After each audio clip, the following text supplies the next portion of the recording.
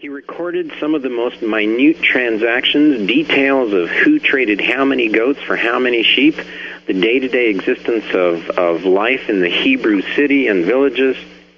And yet, curiously, in the hundreds and hundreds of pages which he has produced, there is only one small paragraph in which he mentions the existence of a teacher known as Jesus who gave a Sermon on the Mount.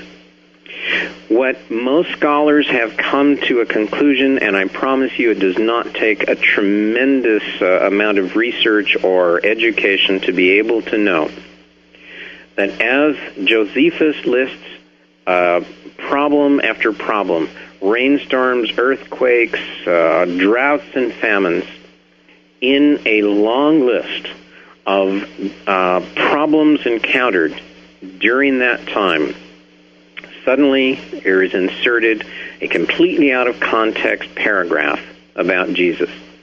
The consensus of all the researchers and experts is that this paragraph was inserted at a later date. So in other words, the most prolific writer of the time does not mention Jesus at all. Is it possible that there was a vendetta? Was there revenge? Is it possible that he simply would not acknowledge either a dangerous man or someone who he simply didn't agree with? It is possible. But then we can turn to other writings. We can turn to the writings of the Essenes, some of the Hebrews themselves. We can turn to some of the writings of the Romans. And we still do not find evidence of the figure known as Jesus. And most curiously, not even in Roman records is there evidence of a crucifixion. Please do not accept my word for this. Look into these books. Do some research on your own. Take a look at Holy Blood, Holy Grail. For in fact, they have come to the same conclusion, as have many authors. There seems to be a tremendous amount of missing evidence. It simply isn't there. Though we can find archaeological evidence to support some of the passages in the Bible, though we can show that some of the events possibly occurred, but we can show where they did exist, where it happened, we cannot, with any confidence, produce evidence that Jesus existed. In the Dead Sea Scrolls, we can find the teacher of righteousness. We can find evidence that there were, in fact, individuals, possibly Essenes, who influenced greatly the time, from the Romans to the Hebrews to all of the individuals of that time. But Jesus appears to be missing. We have been working on research recently about Jesus himself, and something very astonishing surfaced. We discovered that in order for Jesus, and for the moment let us assume that he did exist, whether Jesus was a mythical identity of a teacher of righteousness, whether there was a deliberate plot to exclude Jesus from the writings of the time, let us assume for a moment that there was some sort of figure, some teacher who was influential in that time. I'm going to use the name Jesus because I believe everybody will recognize the story I am trying to present. If Jesus existed, and if he was to be a rabbi, the customs of that time demanded that Jesus be married. In fact, there are several passages which have led us to this conclusion, that in fact he did get married, that he was, as every rabbi of his time, he was betrothed. There is a passage in the Bible in which his mother Mary berates him because they are both at a wedding. She berates him because the wine has run out, and she asks him, scolds him, demands that he provide more wine. Why is this the case? In the traditions of the time, the individual who provided the wine at a wedding was the groom himself.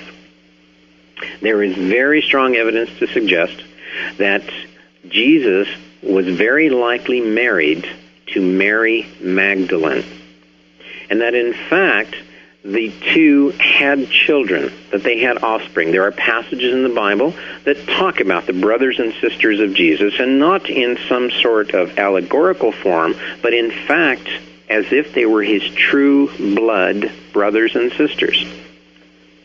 In her works, Jesus and the Riddle of the Dead Sea Scrolls, Barbara Thiering, through the Dead Sea Scrolls, shows that the name Mary is in fact not a name, that it is a very ancient title used in the Egyptian and several of the religions of the Middle East.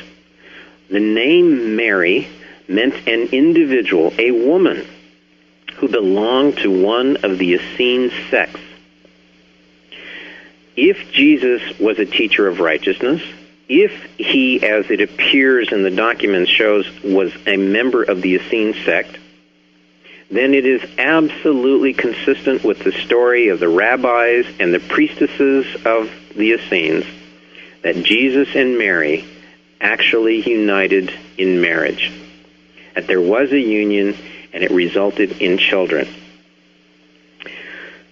It appears from all of the research that several events led to the undoing of a plot to seize the throne of the Hebrew Empire, to remove the Romans and to recreate a Jewish world, a Jewish free land. Though this may sound political, it can also be described as divinely inspired. He was directed by the divinity, whatever one chooses that to be, to take the helm and to lead men into a promised world. I strongly recommend Dr. Hugh Schoenfeld's work, The Passover Plot, Holy Blood, Holy Grail, because they, as we have in our work in the Terra Papers, they have suggested, as we have, that Jesus attempted a power play, and that in fact he was undone, and an attempt to crucify him, to execute him, failed. We are suggesting, as many others have, that Jesus did not die on the cross. For a follow-up on what occurred after the crucifixion, please read Holger Kirsten, Jesus Lived in India, and the Jesus Conspiracy.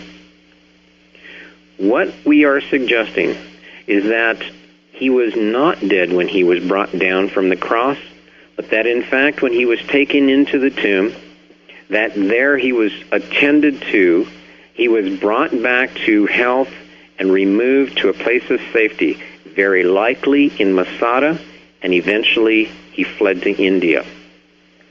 There are teachings there, writings known as the Teachings of Issa, I-S-S-A.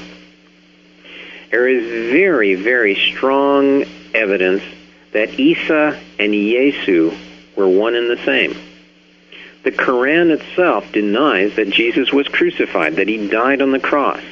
The Quran suggests that he is a teacher and one deserving of respect, one who had a message to convey. But they also deny his crucifixion. What about Mary Magdalene and his offspring? There is an extraordinary work by authors Bagent-Lee and Lincoln called Holy Blood, Holy Grail, in which they trace the departure of Mary and the offspring of Jesus, and how with Joseph of Arimathea they fled into the Mediterranean and arrived on the southern shores of France. It is there that they began a colony of the holy offspring of Jesus. The legend of the Holy Grail appears to have been a twisted version of the history of the family of Jesus. If in fact the Holy Family existed, they would have been known as the Sangre Real. Sangre is a word that means blood. Real obviously means royal. The Sangre Real in time lost its true meaning and became known as the San, which means saintly or lordly, Graal, which was interpreted to mean a grail. The grail was a cup the holder, the vessel of the holy blood of Jesus. Our research, along with others, suggests that the Grail was simply a symbolic representation of Mary Magdalene, the vessel, the cup of the holy blood of Jesus, and that the divine offspring of Jesus survived in southern France.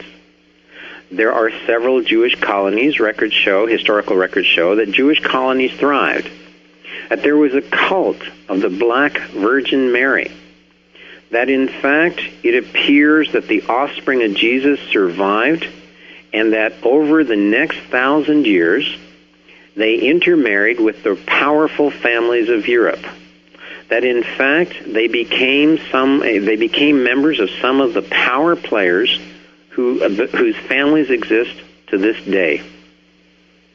In other words, ladies and gentlemen, it is likely that Jesus did not die on the cross.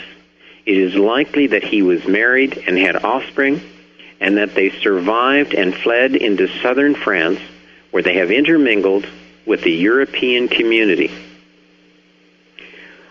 The Holy Roman Church, the Vatican, discovering approximately 1,000 years later that the offspring of Jesus existed, and that they were about to return to the Holy Land, to claim the throne there, to proclaim themselves as the true descendants of Jesus, that the Holy Roman Church became terrified. For if, in fact, the very foundation of their faith, that Jesus was the Messiah, that he was the Son of God, if, in fact, that was true, then who best to represent the divinity than the offspring of Jesus himself? And so it is our suggestion that the Holy Roman Church launched the Crusades, not to save the Holy Land, not from some altruistic and benevolent intent, but in fact to descend on the Holy Land, to seize it and prevent the descendants of Jesus from proclaiming themselves. There was a hunt to find the holy blood, to find the Grail, the vessels of the holy blood, and to terminate their existence. It is our suggestion that the Crusades were an illusion, an attempt to stop the return of the divinity's offspring to the throne of the Holy Land. Ladies and gentlemen, I suggest to you that we have been deceived, we have been manipulated, and we have been cheated. Jesus did not die on the cross. Evidence is much more strongly in the favor of that conclusion than that he died. This does not in any way, shape, or form remove the teachings and the meanings behind his words. It does, however, remove the power foundation of an institution which has become the single most powerful and richest institution on our planet. Please, examine the Dead Sea Scrolls deception, Holy Blood, Holy Grail, Jesus and the riddle of the Dead Sea Scrolls, the Jesus conspiracy, the Passover plot, those incredible Christians, the Messianic legacy, and on and on and on. After the epoch in which Jesus was supposedly crucified, for the next 300 years, followers of Jesus, those who had been branded outlaws, found themselves scattered throughout the Holy Land. According to research, the efforts to produce the Gospels did not occur until nearly 80 years later. The epoch, the era, was confusing. There were apprentices, there were disciples, there were rabbis, there were people who were telling numerous stories. In fact, it is said that there were nearly 200 holy Gospels, holy books, about Jesus, about the Messiah, about the Son of God. Roughly 300 years later, a king rose to power in Rome. He was known as Constantine. Constantine, attempting to produce a one-world empire, sought to make Christianity the official religion of the empire. Why? Because the Christians, so diverse in their beliefs and so confused, seeking to survive, were willing to accept pagan holidays, pagan thoughts, were willing to twist the religion into anything necessary for their own survival. As you know, there are those people of that time who simply did not accept Jesus as the Messiah, and they did so with strong evidence. Constantine also believed that Jesus had not fulfilled the prophecies of the Messiah. In fact, Constantine believed that he was the actual Messiah, that he had fulfilled the prophecies far better, far more strongly than Jesus ever could have. He was the emperor of Rome. The early Christian followers, willing to accept Constantine to some degree, were called together. Constantine gathered together approximately 1,500 religious scholars of the time, experts in the Gospels, experts in the stories. He gathered them together in 325 AD, and he produced an event known as the Council of Nicaea. He addressed the council and asked them to proclaim him the Messiah, to produce those stories which would prove his divinity. Nearly 1,200 of the attending Hebrew Christian scholars rejected immediately the idea that Constantine was the Messiah.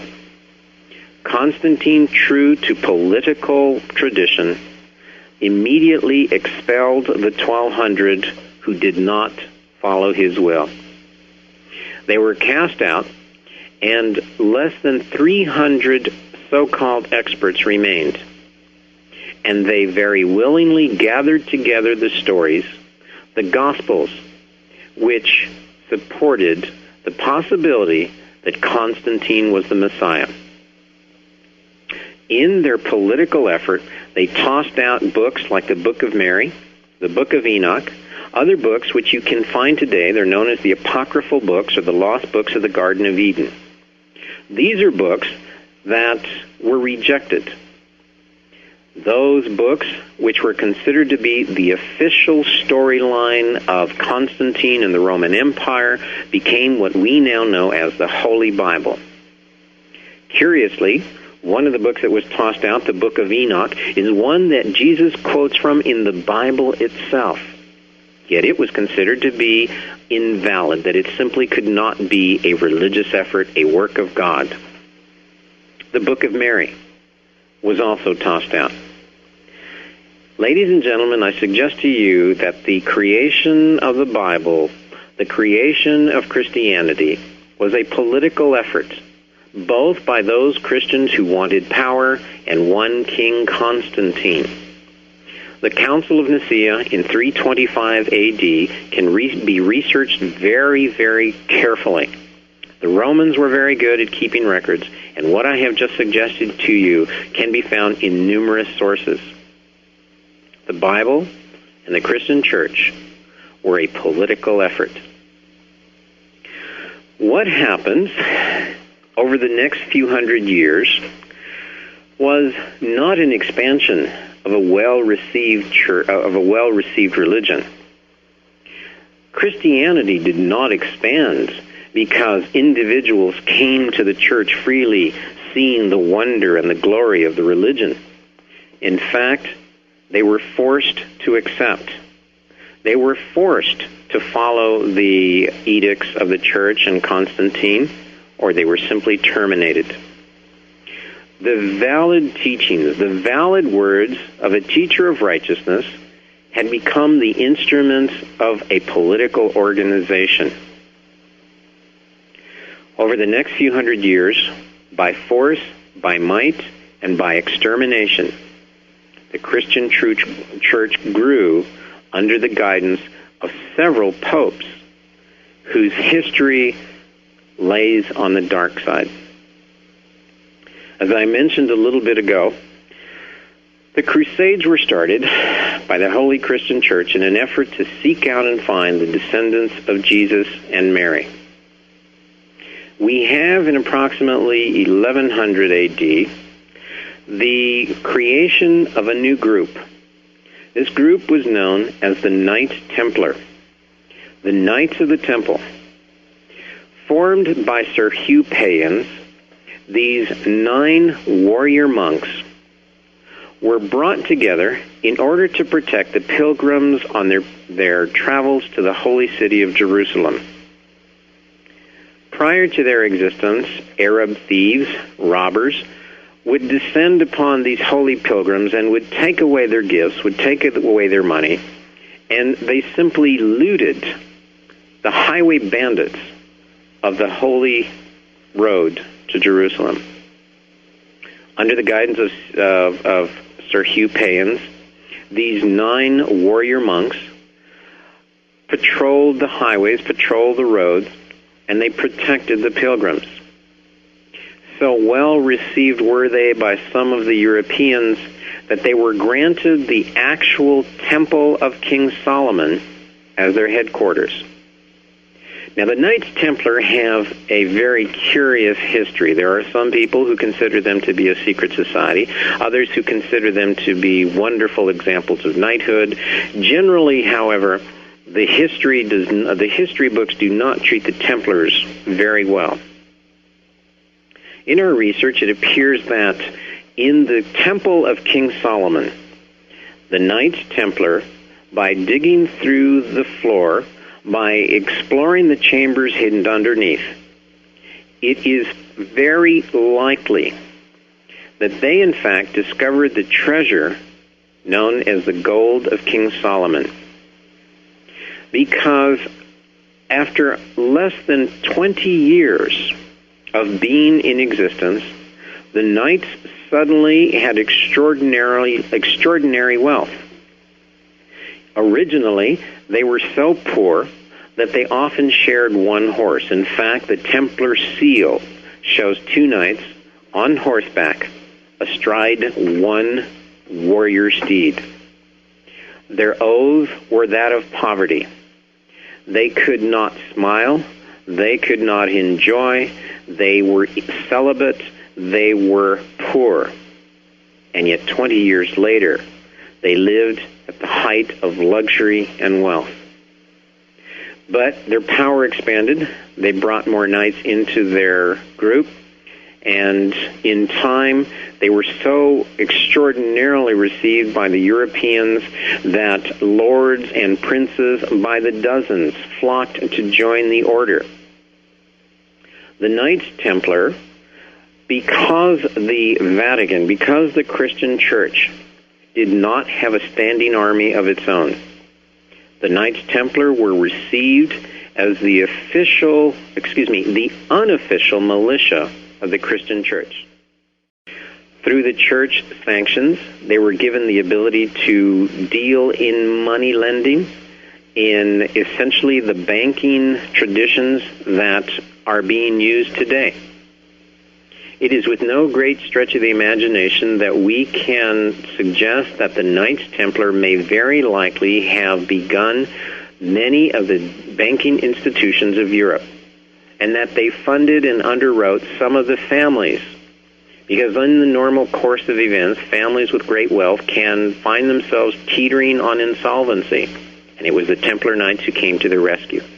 Over the hundreds of years of their existence, 200 years, they were able to become an extraordinary power. They were able to manipulate the purse strings of the European community. However, something very odd occurred with the Templar Knights, because towards the end of their existence, they were accused of heinous charges. Some of the more outrageous claims made against them is that they trampled on the crucifix and that they spat on the image of Jesus hanging from the cross. Philip the Fair, King of France, with a pope who was beholding to him, bribed some knights who were in prison, ex-knights, and through devious and totally false charges was able to bring the Templar Knights down. The accusations flew, and the Templars were undone. Why would a society created to protect pilgrims, whose very oath in the beginning pledged allegiance to the Holy Mother Mary, whose entire existence began in service to the Christian Church, why would they deny the very existence of Jesus and the crucifixion? I again suggest the works I had mentioned earlier and our efforts in a book we call The Second Coming Conspiracy, because it is apparent that the Templar Knights in the Temple of Solomon and in returning to Europe, it is apparent that they uncovered the existence of the offspring of Jesus.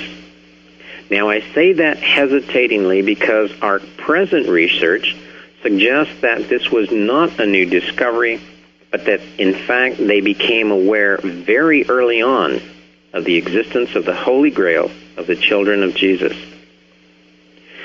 If the Templar Knights knew that Jesus had not been crucified, if they knew that the offspring were alive and well, it explains very, very clearly why they would deny the crucifix, why they would protest against the Christian Church. The history between the Church and the Templars was not kind to either one. The Templars interfered oftentimes with masses that were being conducted in the Church. They oftentimes ignored the edicts of the Pope, and the Pope seemed powerless to do anything against them. There is extremely strong evidence to show that the Templar Knights knew that Jesus was not crucified and that his offspring were alive and well. Approximately 2 months ago, I received some material in the mail from an individual who wanted me to comment on the works. It was material that was not available in the United States. It was about the Templar Knights. I have always been curious about the Templars and the charges levied against them and the possibility that they had evidence that Jesus had not died on the cross. They had always intrigued me. I had not spent a great deal of time on them because they seemed to be one of those groups that, while they seemed to play a part in the European community, they did not have as big a part in the world affairs and world history, or so I thought. I received the material, and I began to examine it carefully. One of the things that most excited me about this new material was about a very mysterious head that the Templar Knights are supposed to have possessed. One of the charges levied against the Templars was that they possessed and oftentimes revered a head that was known as Baphomet. Pardon me. The name Baphomet has plagued authors and researchers for years. There have been numerous suggestions that Baphomet might refer to Muhammad and several other possibilities. In the charges levied against the Templar Knights, Baphomet is described as having been a bearded man's head. When the Inquisition took the Knights to task, they took an inventory of the Grand Lodge. And in the inventory, there was a very curious description of a tiny silver replica of a head. It was known as caput, and in Roman numbers, 58, with a little curious M attached. That is the only clue that has been presented to researchers throughout history. I had always wondered, who is this head? What was the purpose? What was the identity? Could it have been a true shrunken head? Not likely.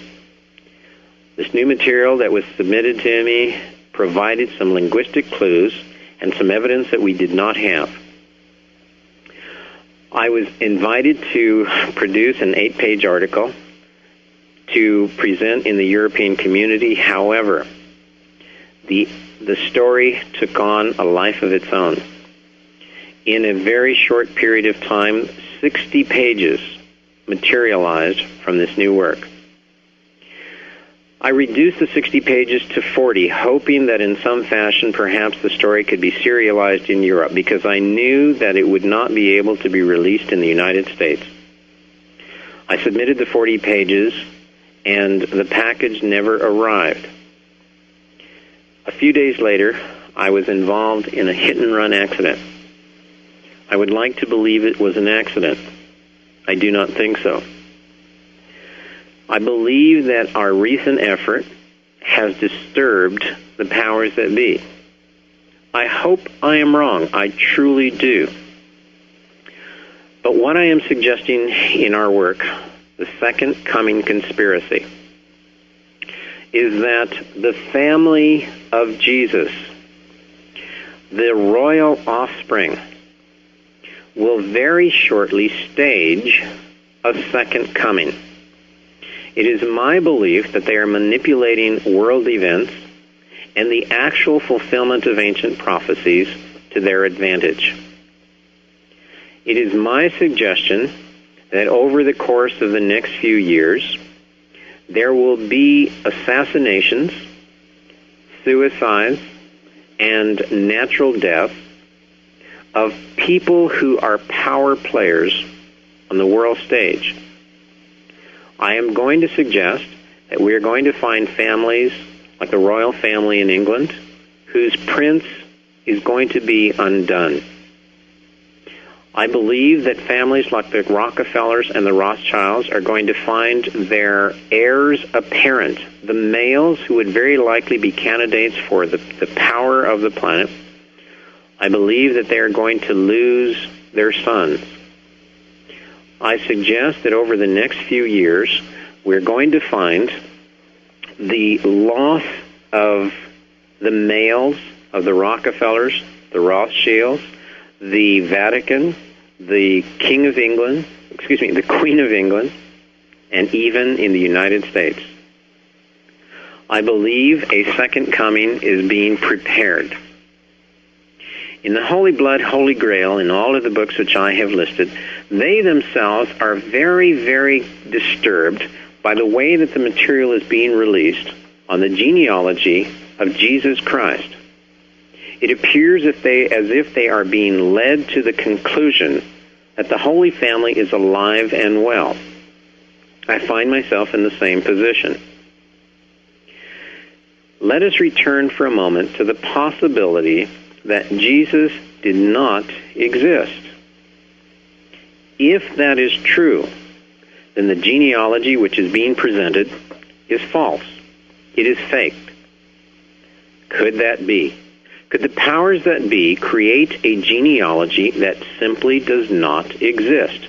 Most certainly. We have evidence in the past that the Holy Roman Church, in fact, falsified documents. We know that our government and governments in Europe are guilty of the very, very same tactic. I believe a scenario is being staged, it is being prepared, in which we, as a planet, are going to see the return of a divinity, of a Son of God. My fear is, the evidence suggests, it is a false Messiah. At this moment, I would like to take time and thank my wife and my daughter, for whom all of this research and effort is about. I am very proud of my family, and I am proud of those who I have brought into my adopted family. We are working hard and are trying to tell the story. It is disturbing.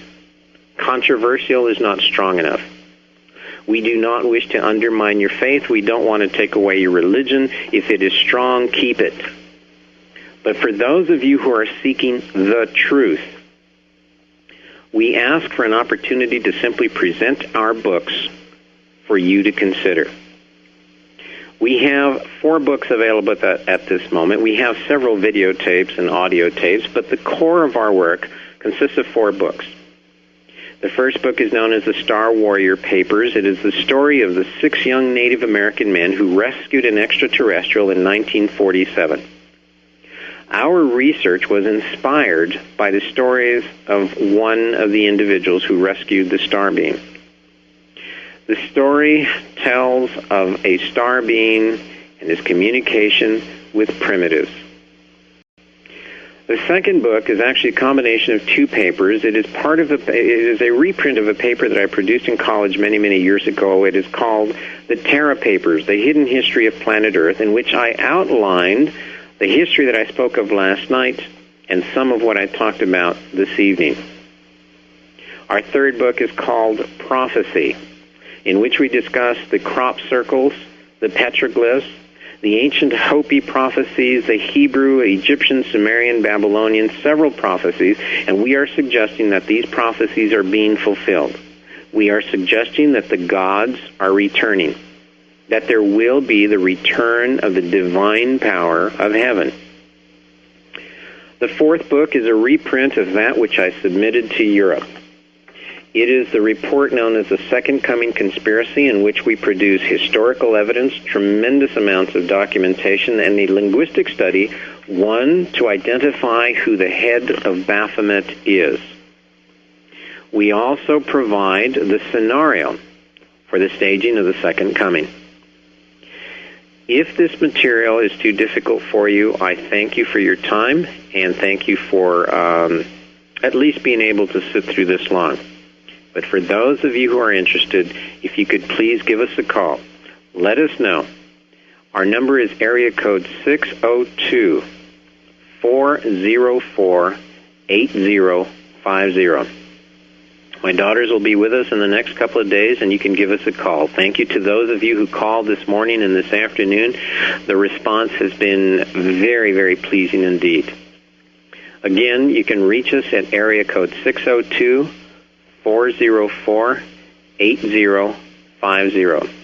You may not like the work, and it may be disturbing, but I provide sufficient documentation that I think I can give you pause to reconsider what we consider to be our real history.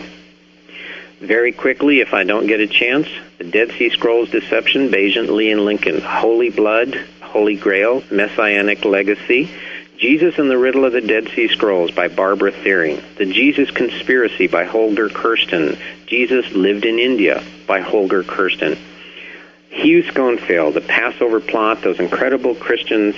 He has several works, and I recommend all of them. I am trying to present to you a story that is not just the results of my efforts, but that there are numerous researchers out there who are attempting with an open mind to discover the truth. And the truth can be very disturbing and scary. We are being lied to. We are being manipulated. Again, let me reiterate, I do not in any way, shape, or form deny the existence of an ultimate divinity. I do deny what has been portrayed as a divinity. In the next segment, I would like to talk, in the final segment, I would like to talk about UFOs in general, the Santilli tape, the Chupacabras, Yeti, and Sasquatch. There's so many things that I would like to pursue. Time will not permit. But I especially want to focus on the fulfillment of ancient prophecies.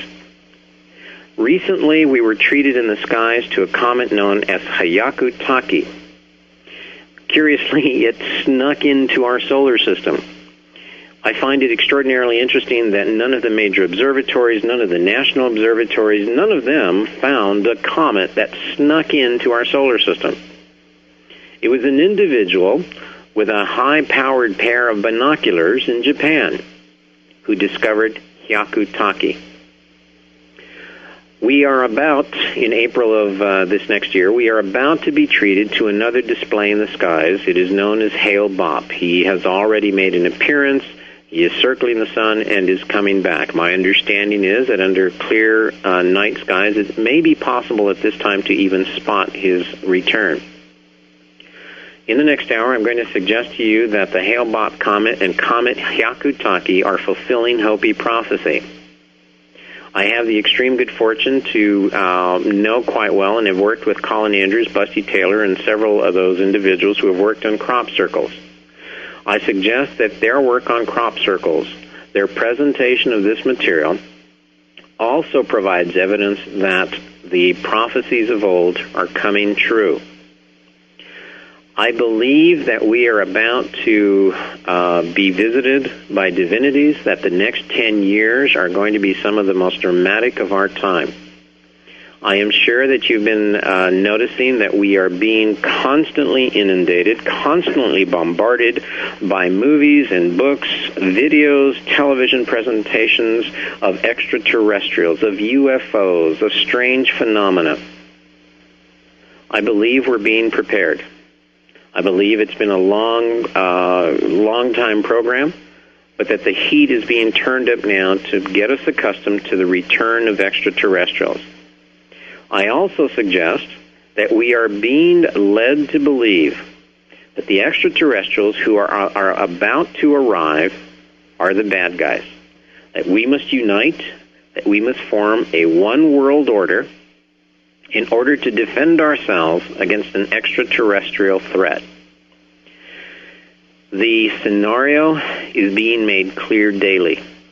The European community has already begun to unify itself with a one-world economy, a one-world currency, and I'm sure that most of you are familiar with what is going on in our own country. I personally am disturbed. However, I am not an advocate of violence. I do not advocate the overthrow of our institutions. I do, however, advocate the return to power of the individual citizen. I am very concerned with what we are being presented with. My apologies to any of you who I have offended either last night or this evening. The material which we have presented can be documented, and you can look it up yourself. I advocate it. I absolutely, in fact, demand that you examine our work carefully, take it apart, challenge it, and question it. Accept none of it. And do the same for any and all authors. The message must never, ever depend on the messenger. The truth must stand on its own. Oftentimes, when we have conducted workshops in the past, people have asked me, well, what is the truth? How do I find the truth? How will I recognize it? The analogy that I present is simple. If you are sitting with two individuals, one person might take a look at a bear in the forest, and they would describe the bear as a very gentle, compassionate beast of nature, one who is part of the world. Then another individual sitting right next to the first would describe the bear as a very nasty, rotten, evil carnivore, one who is temperamental and will take a bite out of your side just as soon as he would look at you. The question is, which one is the truth about the bear? Is it the woman who suggests that the bear is a gentle, compassionate beast of nature? Is it the man who says that the bear is a dangerous and evil creature? Is it a combination of the two? Is it somewhere in the middle? Do we need to take a poll of the rest of the planet? Do we need to talk to the scientists and get their opinion as to what the truth is? I suggest to you that the simple answer is the truth of the bear is the bear. There are days in which he is angry and which he is violent. There are days in which he is placid and he is calm. The truth of the bear is that he changes. The difficulty in searching the truth is that I suggest it changes. The individual whom you married has changed. Hopefully, you have grown together.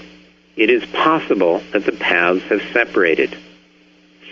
Last night, we described how the institution of marriage began, how a divine being, a star being, proclaimed the bond created, the union not be disturbed and broken. We explained why adultery was made a law, was prohibited. I believe, again, that we have been manipulated and deceived by the powers that be that are not earthly. Ladies and gentlemen, read every book you can. Study everything that is out there. Challenge and question everybody.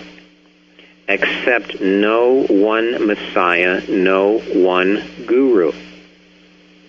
I highly recommend a book that is entitled, If You Meet Buddha on the Road, Kill Him.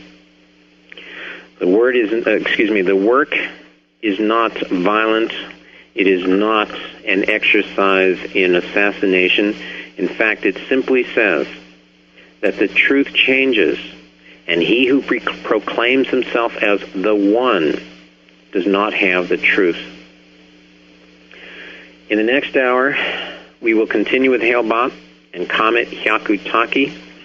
We are going to predict in the next hour an event that we believe is going to take place in the skies, probably in September or October. We have been recently treated to some new crop circle formations, which we would like to talk about. We have had several calls today, people who are asking me if I am denying the existence of spirit guides, if channeling and mediums, psychics, clairvoyance, clairaudience, if my position is that they are all hoaxsters, if they are individuals who are abusing mankind and the seekers of knowledge. Ladies and gentlemen, I am not doing that. In fact, I do believe that there are people who have the abilities and the powers to get glimpses into the future and glimpses into the past. I believe that there are a precious few who have the abilities and the integrity to deliver their message, or at least their insights, with integrity, with honesty, without a malicious or self-serving intent. Yes, I do believe in ghosts. Time will not permit in this last evening's program to discuss them. Perhaps in the future we'll have the opportunity. Spirit guides are often described as Native Americans, as some sort of an Indian. In fact, our research has shown that there are extraterrestrials who have influenced mankind, who are in fact covered with feathers.